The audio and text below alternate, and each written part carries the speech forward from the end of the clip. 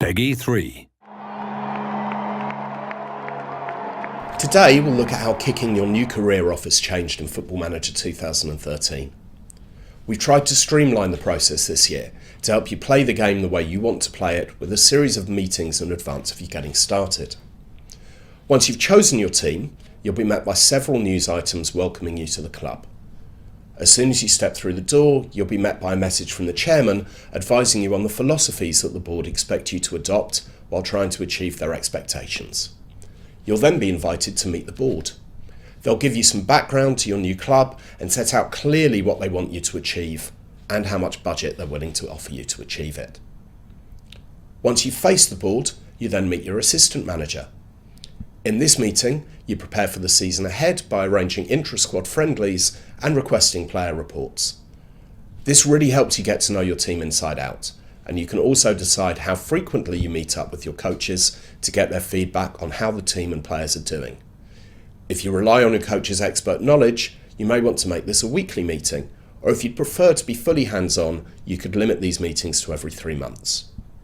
Your assistant will also give you the opportunity to discuss various aspects of the team's management that they can aid you with, including the management of the reserves, press conferences and friendlies.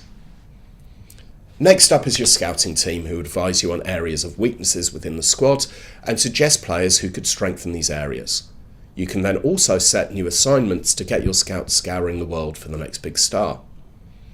In addition to this, you can stay completely up to date with everything going on around you by subscribing to various bits of news.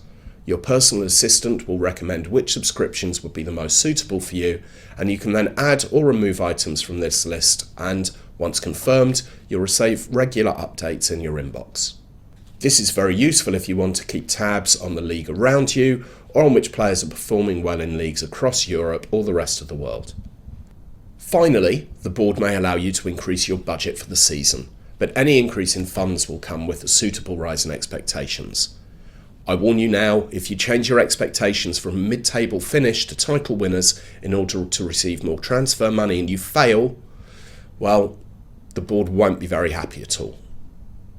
When you return to your inbox, you'll then find all the reports you requested from your new staff waiting for you, and, depending on the conversation with the board, a press conference will have been arranged.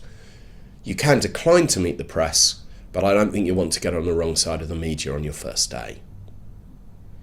Hopefully, this gives you all the information you need to be prepared for the season ahead and get your season off to a flyer.